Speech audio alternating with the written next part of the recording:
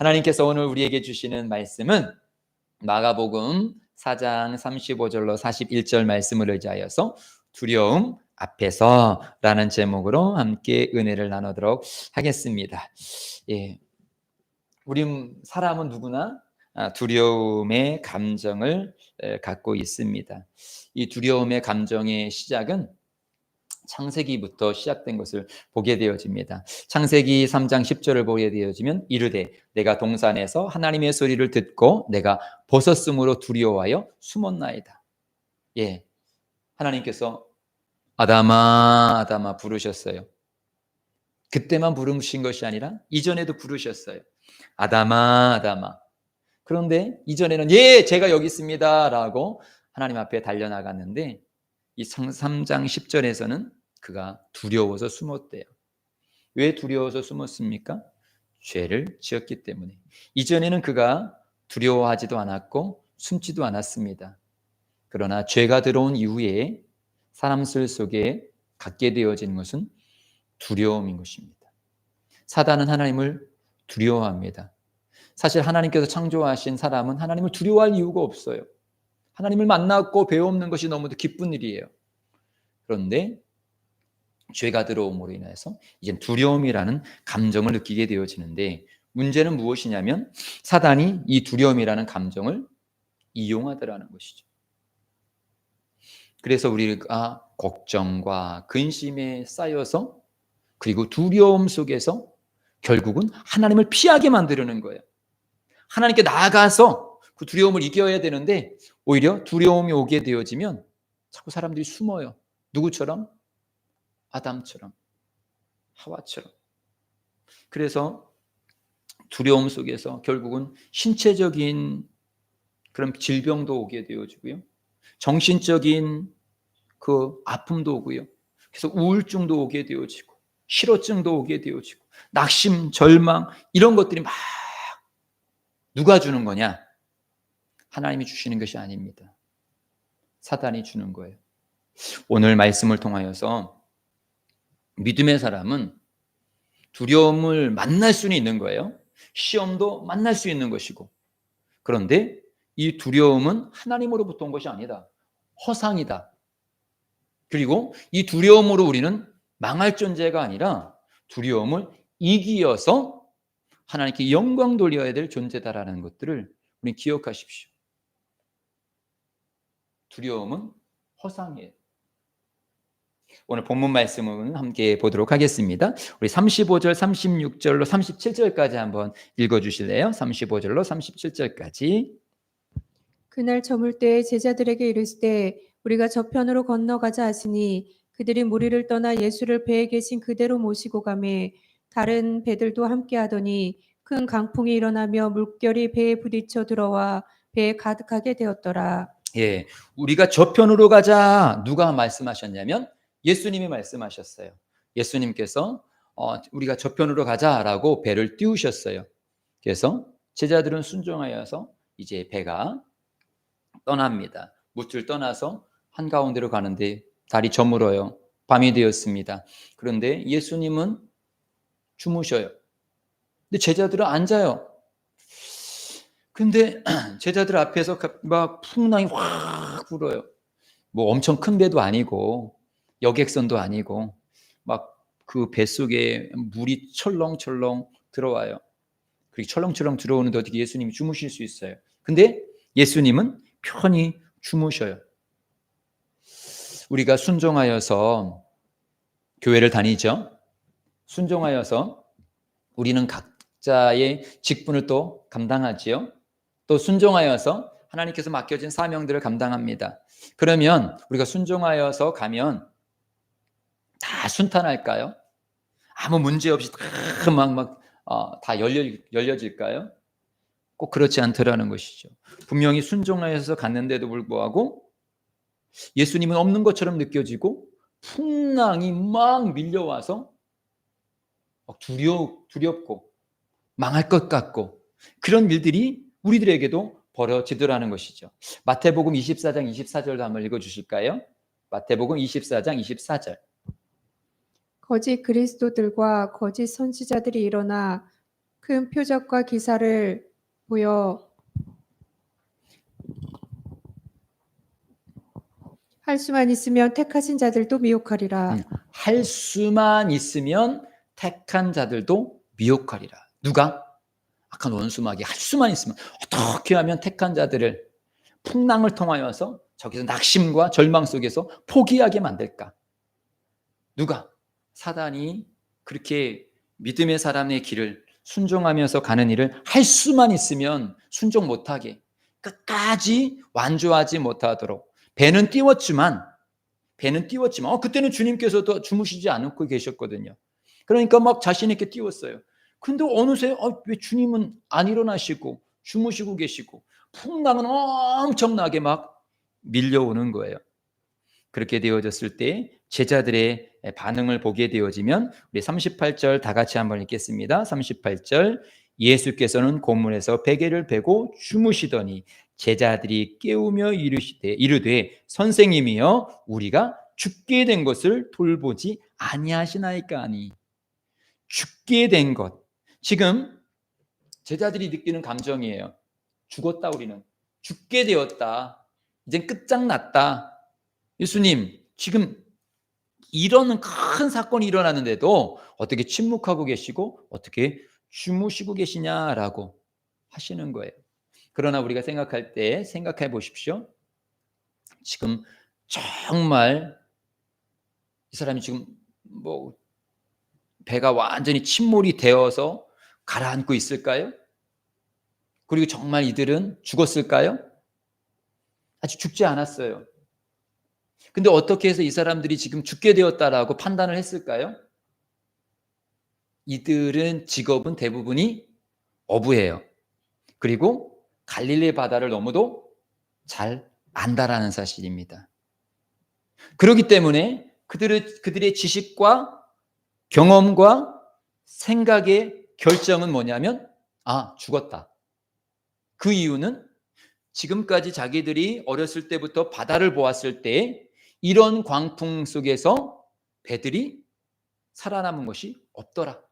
이것은 평범한 광풍이 아니라 이 배를 침몰시킬 만한 그런 광풍이다 라고 그들이 생각했고, 그들의 경험을 바탕으로 해서 결정 내린 결과는 무엇이냐면 저 죽었다. 아직 죽지 않았어요.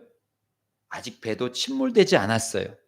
그런데 그들의 경험과 지식과 그들의 감정은 이미 침몰됐다. 죽었다. 그러면 아직은 사실은 죽지 않았어요. 침몰도 되지 않았어요.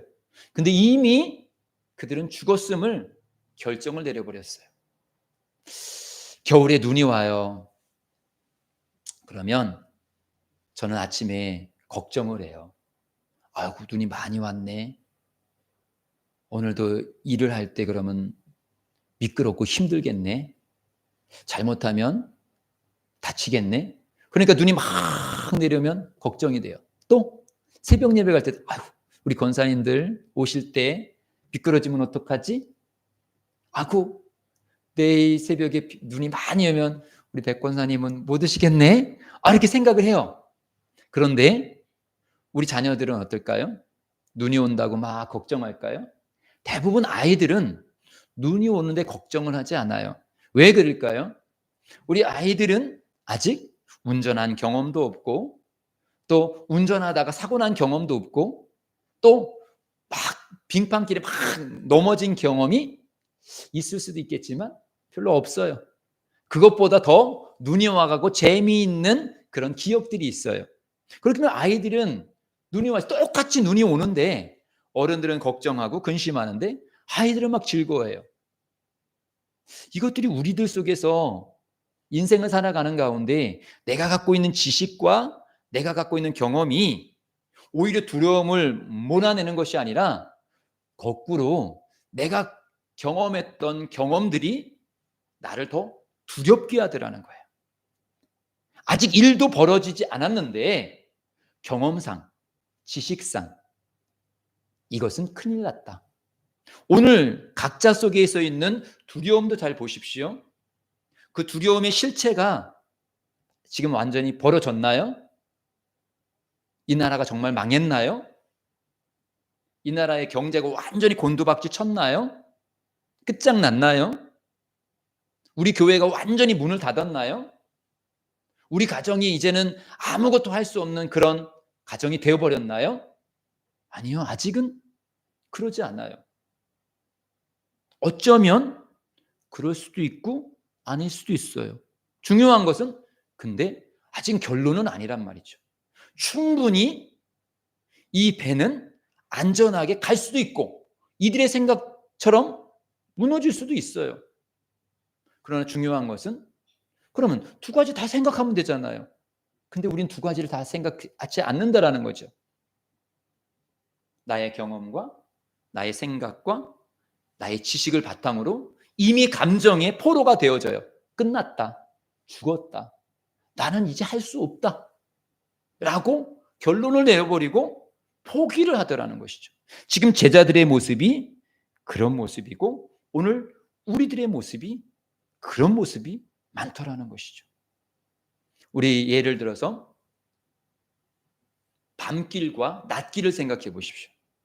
똑같은 길인데 뭐 예를 들어서 우리 가까이에 고운동에 고운뜰 공원 여기 산이 있어요. 많은 분들이 여기에 산책을 합니다. 낮에 혼자 산책하시는 분들도 많아요. 그런데 밤에 거기를 혼자 산책하라고 하면 어떤 분들은 못 가요. 거기를 어떻게 가요? 라고 말하시는 분이 분명히 있습니다. 왜 그럴까요? 낮에 혼자 산책을 하셨던 분인데 왜 밤에 혼자 산책을 하라고 하면 산책을 하지 못할까요? 우리들 지식 속에 밤은 두려움이 있어요. 낯선 사람이 나타나서 나를 해할 수도 있다. 이런 우리들 속에서의 암묵적인 지식들이 있어요. 그런 암묵적인 지식이 벌어지지도 않았는데 사실 사고가 난다라면 낮에도 사고가 날 수가 있어요. 근데 낮에는 우리의 지식 속에서 안전하다라는 지식이 깔려 있어요. 그러니까 혼자도 마음껏 가요. 그 지식이 똑같은 길을 사실은 거기에 깡패가 있을 수도 있고 없을 수 있는 조건은 똑같은데도 불구하고 내가 갖고 있는 지식이 이미 시작도 하지 않았는데 하나는 즐겁게 가고 하나는 두렵게 가더라는 것이죠. 오늘 우리들이 앞으로 가야 될 2025년 속에서 어떤 분은 계속 늘 두려움과 염려와 걱정이 있는 분이 있고 어떤 분은 막 희망과 꿈이 있는 분이 있어요. 똑같은 하루를 시작하고 있고 똑같은 앞날을 바라보고 있는데 왜 그럴까요? 아직 2025년 1월 20일은 시작되지 않았어요. 오늘 우리는 19일을 살고 있어요. 똑같이 내일 20일을 맞이하는데 어떤 사람은 두려움 속에서 20일을 맞이하는 사람이 있고 어떤 사람은 기쁨으로 20일을 맞이하는 사람이 있어요. 무슨 차이일까요? 지식의 차이, 생각의 차이, 경험의 차이. 즉 지금 오늘 우리들이 갖고 있는 이 두려움에 대해서 이것이 진실이냐? 나는 이 두려움 앞에서 정말 망할 수밖에 없는 사람이냐? 제자들처럼 나는 이 두려움 앞에서 끝내 죽고 아무것도 못할 사람이냐? 오늘 주님께서 물으시는 거예요. 저는 단호하게 말합니다. 우린 망할 존재가 아닙니다. 우린 그 두려움 때문에 망할 존재가 아니에요. 분명히 주님께서 붙잡아 주십니다. 생각과 지식을 믿음으로 이겨야 돼요. 우리가 생각했던 것, 우리가 경험했던 것, 그것보다 더 중요한 것은 하나님의 말씀입니다. 할렐루야. 우리 야고보서 1장 2절 한번 읽어주세요. 시작. 내 형제들아 너희가 여러 가지 시험을 당하거든 온전히 기쁘게 여기라. 예, 여러 가지 시험이 뭐예요? 환난이에요. 고난이에요. 고통이에요. 근데 성경은 그것 때문에 두려워하라, 낙심해라 그렇게 말씀하시지 아니하고 기뻐하라. 그것도 어떻게? 온전히. 기쁜 일이 왔네? 또 우리가 함께 읽어볼까요? 같이 읽어주세요. 시작. 평안을 너희에게 끼치노니 곧 나의 평안을 너희에게 주노라. 내가 너희에게 주는 것은 세상이 주는 것 같지 아니하니라. 너희는 마음에 근심하지도 말고 두려워하지도 말라. 주님께서 말씀하세요. 근심하지도 마. 두려워하지 마. 지금 내가 갖고 있는 생각, 내가 갖고 있는 미래에 대한 어떤 그런 계획들에 대한 두려움, 아니 그렇게 생각하지 마. 근심하지도 말고 두려워하지도 마. 말씀을 믿고 담대하게 가라. 즉 우리가 생각하고 있는 지식에 매이지 말고 경험에 매이지 말고 오늘 이 주일 예배를 드리면서 주의 말씀을 붙잡으라라고 말씀하고 있는 거예요. 우리의 경험 중요해요. 우리의 지식도 중요해요. 아이들이 아무 경험이 없어가지고 만약에 아무 경험이 없어가지고 그냥 미끄러운 길 막 뛰어가면 다칠 수도 있어요. 그건 사실이에요. 우린 지식을 갖고 있는 걸 가지고 지식이 있으니까 경험이 있으니까 그 지식과 경험 속에서 하나님의 믿음을 더하면 충분히 이길 수 있어. 과거에도 어려운 일이 있었지만 주님께서 도와주셔서 여기까지 왔잖아. 그러면 앞으로 그래 풍랑은 사실이야. 그러면 주님께서 지금까지 어떤 어려움 속에서 우리를 방치해 두셨냐? 그렇지 않으셨어. 그러면 분명히 여기에서도 주님께서 내가 생각하지 못한 일들을 이루실 거야. 이게 믿음이죠. 그렇기 때문에 우리는 지식보다 경험보다 믿음을 가져야 돼요.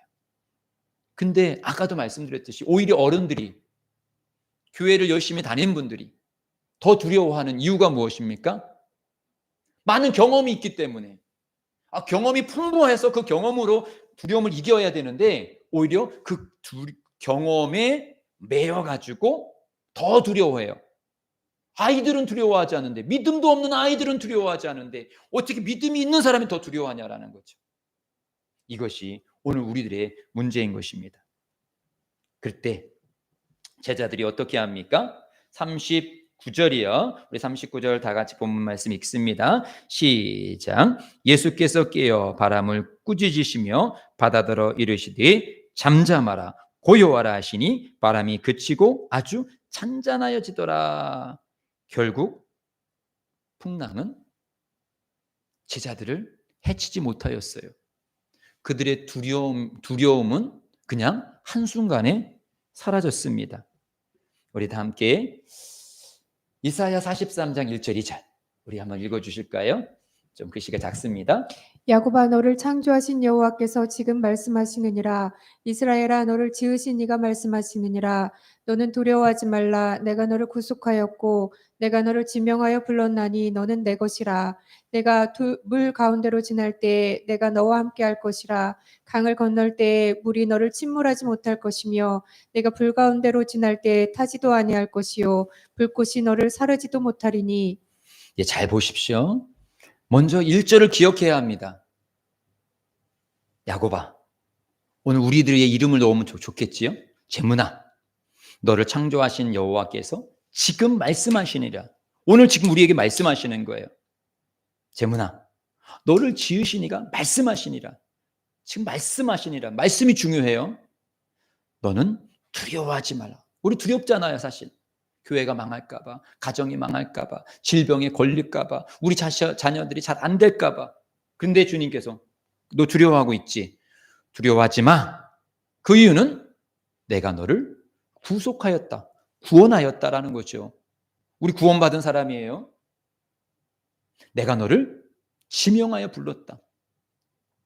우리는 지명받은 사람이에요. 주님께서 딱 지명해서 우리에게 직분을 주셨고 우리를 택하셨어요. 그냥 얼떨결에 굴러온 돌이 아닙니다. 우리는 두려워하지 말. 내가 너를 지명하였고 내가 불렀나니 너는 내 것이라. 우린 주님의 것이에요. 주님의 소속이에요. 주님께서 우리를 방치해 주지 않으셔요. 부모도 자식을 방치하지 않는데 부모보다 더 우리를 사랑하시는 하나님께서 우리를 방치하겠느냐? 예수님은 주무시고 계시지만 제자를 방치한 게 아니에요. 우리도 자잖아요. 밤에. 그럼 부모가 밤에 잠자면 자녀들 방치한 거예요? 아니요. 부모는 만약에 자녀들에게 무슨 일이 일어나면 자다가 벌떡 일어나가지고 달려가요. 예수님이 지금 철렁철렁 되는데 주무시고 계시겠습니까? 저는 아니라고 봐요. 다 알고 계시는데 일부러 눈을 감고 계신 거예요. 어떻게 하나? 부모도 때로 그럴 수 있어요. 자녀들이 홀로 서야 될 부분이 있거든요. 그래서 내가 분명히 도와줄 수 있음에도 불구하고 모르는 척할 때가 있어요. 어떻게 하나 보려고. 제대로 하면 도와주고 제대로 안 하면 조금 얘가 정신 차릴 때까지 좀 어려움을 두는 경우가 부모는 있어요. 우리 주님도 지금 제자들을 그렇게 지켜보는 거예요. 우리의 삶도 마찬가지예요. 하나님께서 지금 우리를 지켜보고 계시는 거예요. 내가 물 가운데로 지날 때 평평대로가 아니에요. 물이라는 장벽이 있어요. 물이 우리를 가로막아요. 그런데 그 가로막을 때 어떻게 합니까? 내가 너와 함께 할 것이고 분명히 그 물을 지나갈 수 있도록 도와주시겠다라는 거예요. 근데 물만이 아니라 강을 건널 때 더 큰 문제가 생겼어요. 그때 강이 없는 게 아니고 강도 있어요. 믿음의 사람에게도 큰 강처럼 이걸 어떻게 건너가지? 홍해와 같은 바다가 있어요. 그런데 그 물이 너를 침몰하지 못하게 그 홍해를 건널 수 있도록 그 지금 갈릴리 바다를 건널 수 있도록 또 어떤 문제 있습니까? 막 불꽃 가운데 막 불이 확 났어요. 아, 불이 안 나야지. 그런데 이 땅에서 살아가다 보면 불같은 일들도 만날 수가 있어요. 그런데 다니엘의 세 친구들이 풀무불에 들어갔는데도 불구하고 그들이 죽지 않았잖아요. 불이 그들을 죽이지 못했어요. 누가 그들과 함께 했기 때문에 하나님이 우리도 불꽃과 같은 괴로운 문제들이 있어. 근데 끝나지를 않는 거야. 누가 지켜주시기 때문에요? 주님이. 이제 참 생각해 보세요. 내가 실패한 경험만 생각해 보지 마시고 나에게도 지난 추억에 불같은 시험이 있었을 수도 있고 강 같은 문제가 있었을 수도 있고 물 같은 문제가 있을 수 있어요. 크기가 작고 크기의 문제가 있지만 분명한 사실은 그것 때문에 완전히 망하셨나요? 그래서 끝장나 버리셨나요? 어떤 분은 실패의 경험도 있을 수 있습니다. 그러나 잘 살펴보면 결코 우리가 그거에 망하지 않았어요. 여기까지 왔잖아요. 그러면 앞으로는 더 큰 문제를 만날 수도 있겠지요. 내가 생각했을 때 지난 일보다 앞으로에 있는 이 불꽃 같은 일이 더 크게 일어날 수 있다라는 생각이 들 때, 그래, 물 가운데서도 지켜주셨다라면, 강 가운데서도 주님께서 함께 하셨다라면, 불꽃 가운데서도 내가 물과 강은 이해가 되는데 불은 어떻게 타버리는데? 그러나 내가 이해하지 못하는 일도 분명히 주님께서는 지켜주신다라는 믿음. 오늘 우리들이 가져야 될 것이 이 믿음입니다. 주님께서 우리들에게 요구하시는 것이 바로 이것입니다. 그래서 40절에 본문 40절에 뭐라고 말씀하십니까? 우리 40절 우리 다 함께 읽습니다. 다 40절 시작. 이에 제자들에게 이르시되 어찌하여 이렇게 무서워하느냐? 너희가 어찌 믿음이 없느냐 하시니. 중요한 것은 주님께서 오늘 이 아침에 우리를 책망하시는 것이 그거예요. 너 왜 믿음을 안 써? 우리가 성경을 지금 보세요. 4장을 보고 있죠. 바로 앞에 지금 읽었던 바로 앞에 보면은 겨자씨의 비유가 있어요. 겨자씨 비유가 무엇입니까? 겨자씨만한 믿음만 있으면 이 산을 들려 바다에 던지우라 해도 가능해. 분명히 지금 이 배를 띄우기 전에 주님께서 그들 앞에서 설교하셨어요. 말씀하셨어요. 믿음만 있으면 돼. 그런데 들었어요. 그러면 들었으면 지금 그들 앞에서 풍랑이 있을 때 지금 필요한 건 뭐냐면 자기의 과거의 지식과 경험과 감정이 아니라 믿음이구나. 그래, 믿음이 있으면 된다고 그랬어. 주님께서 이 풍랑 속에서 우리를 지켜주신다라는 믿음이 있으면 되지. 흔들리지 말자. 야, 비록 막 파도는 치고 배는 흔들리지만 우리는 끝내 목적한 데까지 갈 거야. 믿음을 가져야 되는데 듣기는 듣지만 믿음을 갖지 않는 거예요. 우리도 수많은 설교를 듣지만 결국 어떤 문제 앞에서 그때 들었던 말씀을 부여잡고 나가는 것이 아니라 또다시 우리는 제자들처럼 내가 받아야 돼서 잘하는데 이건 끝난 거야. 내가 지금까지 인생을 살아와서 경험했는데 이젠 끝난 거야. 그것이 우리들의 모습이에요. 저도 마찬가지예요. 제가 늘 말씀드리지만 저도 제 경험과 제 지식과 제 감정으로는 교회를 딱 볼 때 내일이 잘 안 보여요. 그리고 현실을 딱 봤을 때 이거 빨리 정리해야 되는 것이 지혜로운 게 아닌가? 그런데 저는 설교자잖아요. 설교를 준비하고 기도하면 하나님께서는 성경 속에서 저를 향하여서 주는 말씀은 포기하지 말라라는 거예요. 내 감정과 내 지식과 우리 가정의 경제적인 것, 교회의 어떤 물질적인 것을 보면 두렵고 빨리 정리하는 게 맞는데 성경을 보면 그럼 결정을 해야죠. 내 경험과 지식과 현실을 따를 것이냐 아니면 주신 말씀을 따를 것이냐. 근데 말씀을 따르면요 결국 주시는 게 두 가지예요. 평안과 이기게 하시는 것. 할렐루야. 오늘 저는 우리 예심교회 성도들이 항상 가질 것, 저는 사실은 그래요. 제가 확 부흥해서 여러분 보십시오, 내가 이렇게 기도했더니 이렇게 됐습니다 라고 간증하고 싶어요. 그러나 저는 지금 그런 간증을 할 수는 없어요. 안 됐으니까. 근데 이 간증은 할 수 있어요. 평안합니다. 그 뒤에도 또 말씀드릴 텐데 그것이 뭐예요? 사도 바울이 얻었던 말씀이에요. 사도 바울도요 간절히 기도했어요. 무엇을 위해서? 병 낫기를 위해서. 아니 사명자가 설교를 해야 되고 복음을 증거해야 되는데 간질이든지 안질이든지, 지금은 안경을 끼워도 되지만 그 당시에는 눈이 안 보이면 어떻게 그 전도 여행을 다 갈 수 있겠습니까? 간질이면 막 설교하다 막 쓰러지면 남보기에 얼마나 그것이 부끄럽습니까?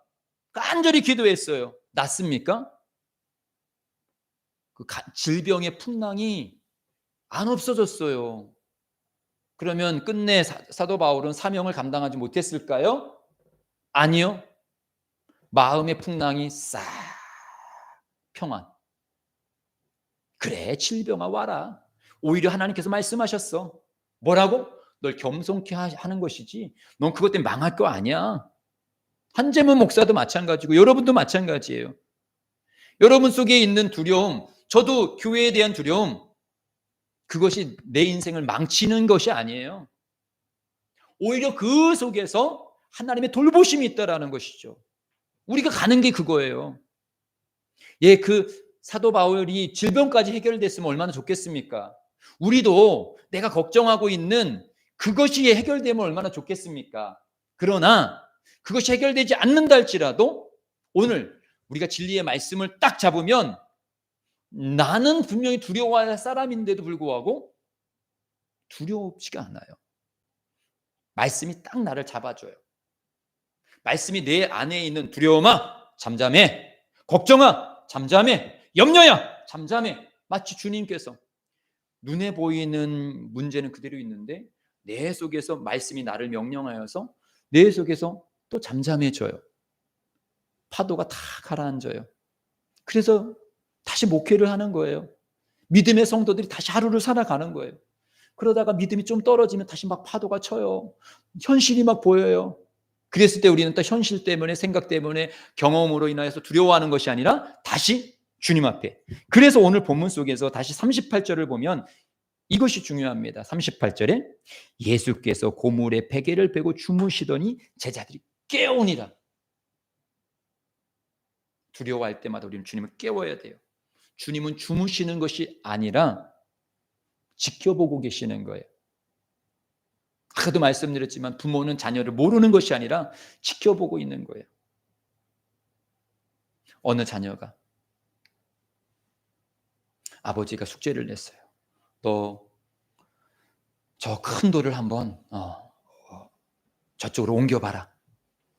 아들이 이제 이렇게도 해보고 저렇게도 해보고 막 지혜를 자기가 경험을 다 동원해봐요. 그리고 나서 마지막으로 딱 아빠한테 말해요. 아빠, 해볼 거 다 해봤는데요, 안 되던데요? 아버지가 말합니다. 너 정말 해볼 거 다 해봤냐? 예. 아닌데, 다 해본 거 아닌 것 같은데. 제가 해볼 거 다 해봤는데요. 너 아빠한테 부탁을 안 했잖니. 네가 할 수 있는 거잖아. 그러네요. 아빠한테 부탁하니까 아빠가 중장비를 이용해서 그래서 옮기는 거예요. 우리는 해볼 거 다 해보셨습니까? 그죠? 그건 내가 해볼 거 다 해본 거잖아요. 중요한 것은 주님을 깨우는 일, 그리고 주의 말씀에 귀를 기울이는 일. 베드로전서 1장 7절 함께 읽습니다. 시작. 너의 믿음의 확신함을 불로 연단하여도 없어질 금보다 더 귀하여 예수 그리스도께서 나타나실 때에 칭찬과 영광과 존귀를 얻게 할 것이니라. 믿음을 말씀하시는 거고요. 시편 50편 15절이에요. 시작. 환난 날에 나를 부르라. 내가 너를 건지리니 내가 나를 영화롭게 하리라. 풍랑이 일었을 때, 두려움이 막 올 때, 이거 환난 날이죠. 그때 우리들이 해야 될 일이 무엇이냐? 주님께서 주신 말씀을 기억하고 주님을 깨우는 일이에요. 주님을 부르는 일이에요. 아빠! 내가 해볼 거 다 해봤는데요. 이젠 아빠가 도와주셔야 돼요. 아빠라고. 그것이 우리의 최선입니다. 우리도 분명히 내가 해야 될 일을 해야 돼요. 우리가 데살로니가 전후서를 묵상하면서 책망하신 게 그거예요. 믿음의 사람은 교회에 와서 예배만 드리는 것이 전부가 아니라, 예배하고 기도했다라면 내 삶 속에서 예배와 기도의 삶을 살아가는 것이에요. 이단들처럼 자기 재산 다 팔아가지고 교회 외만 있는 것이 잘하는 게 아니에요. 정말 믿음의 사람은 교회에서도 말씀으로 열심히 살아야 되지만 가정에서도 직장에서도 살아야 돼요. 환난 날에. 그리고 내가 최선을 다해요.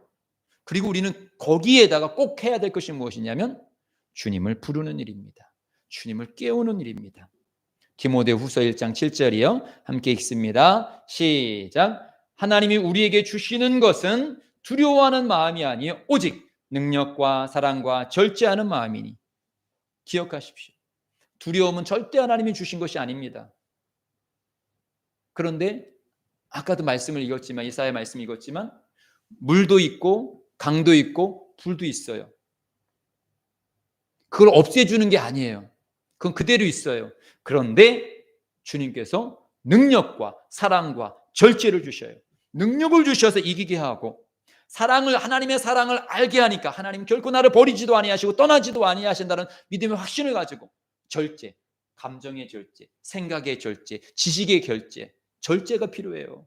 우리 지식도 중요하고 경험도 중요하고 감정도 중요하지만 그것 가지고 인생을 살아갈 수는 없어요. 그래서 절제하고 하나님의 능력과 하나님의 사랑과 하나님의 진리의 말씀으로 나가는 것. 주님께서 우리들에게 요구하시는 것이 그것입니다. 야곱을 보십시오. 야곱이 20년 동안 삼촌네 집에서 부자가 되어졌어요. 그래서 그는 결단합니다. 야, 이제 집으로 가자. 형에게 가자. 그리고 재산이 많다 보니까 이거 형한테 좀 내가 미안한 일이 있는데 형에게 조금 내 재산 주면은 형은 팥죽 한 그릇에도 넘어가는 형인데 뭐 요거 조금 재산 주면 금방 넘어갈 거야. 갑니다. 그런데 들려오는 소식이 있습니다. 형이 400명의 군사를 데리고 온다라는 거예요. 무엇입니까? 화해하자는 게 아니라 죽이겠다라는 거죠. 그래서 그가 막 머리를 짭니다. 이 자기의 때를 두 대로 만들어 가지고, 만약에 이 앞에서 뇌물을 주고, 그래도 안 되면 또 다음에서 뇌물을 주고, 그래도 안 되면 또 뇌물 주고, 그래도 안 되면 도망가자. 그런데 아무리 자기가 자기의 경험과 지식을, 지금까지는 자기가 머릿속에서 계획했던 거 다 잘 됐거든요. 근데 지금 상황은 안 되는 거야. 형이 멈춰지지 않아. 들려오는 소식 속에 형 감정이 막 더 예민해지고 있어. 그랬을 때 그가 다 가족들을 보내고 야복강가 나루에 그가 마지막 남아요. 그게 그의 마지막의 자리예요. 그리고 그는 거기서 기도를 시작합니다. 창세기 32장 7절에 보면 야곱이 심히 두렵고 답답하여 그 가운데 그가 무릎을 꿇습니다. 아무리 자기의 경험과 지식과 생각을 짜내도 두려움이 사라질 수 없기에 그는 기도합니다.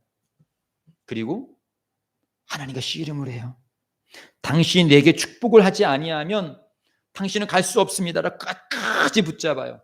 근데 하나님의 천사라고 하죠. 하나님 천사가 그까짓 거 못 때려치겠습니까? 근데 사실은 잡혀주는 거예요. 그리고 끝까지 그가 1분, 2분, 10분, 30분이 아니에요. 밤새도록 싸우게 만드는 거예요. 밤새도록 뭐합니까? 자기가 갖고 있는 지식과 감정과 경험을 다 버리게 만드는 거예요. 그리고 지금 내게 필요한 것은 내 감정과 지식과 경험이 아니라 하나님입니다. 그리고 아까 하나님을 간절히 부르짖을 때 밤새도록 피곤해요. 거기다가 천사가 뻥 쳐가지고 환도뼈가 뚝 부러져요. 오히려 상태가 더 안 좋아요. 몸도 피곤해요. 그런데 그때 오는 것이 무엇이냐면 몸이 더 안 좋아졌는데 그의 가슴 속에서 품어지는 것은 무엇이냐면 평안함. 됐다. 주님께서 지켜주시는구나. 믿음. 그리고 나서 쩔뚝쩔뚝거리면서 형에게 가요. 형은 그대로 오는 거예요. 400명을 데리고. 근데 이전에는 두려운 마음이었는데 지금은 평안한 마음이에요. 무슨 차이일까요? 형도 안 바뀌었고 환경도 안 바뀌었고 오히려 자기 상황은 저 안 좋은데 어떻게 그가 평안할 수 있을까요? 능력과 사랑과 절제. 그 마음이, 두려운 마음이 사라지고 주님의 마음이, 능력과 사랑과 절제하는 마음이 그 안에 들어오니까 그가 처벅처벅 가는 거예요. 그리고 결국은 어떻게 됐습니까? 형이 정말 야곱이를 죽였습니까? 자기 생각대로 자기 끝났습니까? 아니요. 오히려 형이 동생의 그 모습을 보고 안쓰러워하여서 그 군사들로 뭘 합니까? 오히려 동생을 보호해 줘요. 네가 낯선 지역에 이제 새롭게 정착하려면 많은 세력들이 너를, 재산이 얼마나 많아요. 그러니까 도둑놈들이 다 와서 훔쳐갈 수도 있고 그렇잖아요. 내가 보호해 줄게. 역전의 현상이 일어나는 것입니다. 이제 오늘 말씀을 정리하고 마치려고 합니다. 아까 말씀드렸던 바울의 고백을 한번 보겠습니다. 고린도후서 12장 7절 말씀을 읽어주세요. 여러 계시를 받은 것이 지극히 크므로 너무 자만하지 않게 하시려고 내 육체의 가시 곧 사탄의 사자를 주셨으니 이는 나를 쳐서 너무 자만하지 않게 하려 하심이라. 하나님께서 우리들에게 풍랑을 허락하신 이유, 제자들에게 풍랑을 허락하신 이유, 사도 바울에게 질병을 허락하신 이유, 자만하지 말라고, 끝까지 주만 의지하라고. 사도 바울은 질병으로 망하지 않았고 제자들은 풍랑 속에 무너져서 풍랑 속에 죽은, 제자들 단 한 명도 이후에도 바닷물에 빠져서 죽은 제자는 한 명도 없어요. 순교해서 죽은 제자들은 있어도 바닷물에 빠져서 죽은 제자들은 한 명도 없습니다. 사도 바울이 질병 때문에 사역이 망했더라라는 기록은 단 한 번도 없어요. 성도들이 사도 바울의 질병 때문에 시험 들어서 교회를 떠나갔다라는 것도 없어요. 목사가 이렇게 약하면 아무것도 못하지.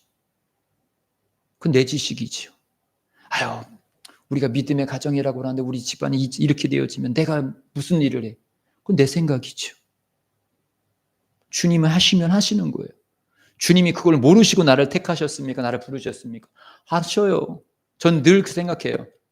제가 열심히 냈을 때만 주님이 저를 보신 것이 아니라 주님은 이미 나의 이때의 모습도 알고 계시다. 그러면 사람들은 내가 열심히 하고 힘 있는 것만 보지만, 그렇다가 목사가 왜 저렇게 약해? 그래서 떠나가지만 주님은 아니시다. 주님은 나를 한 번도 떠나간 적이 없다. 저는 저의 자녀들이 잘할 때 이쁘죠, 당연히. 근데 못할 때도 있어요. 밉기도 해요. 그렇다고 해서 버리지는 않아요. 왜요? 내 자녀이기 때문에.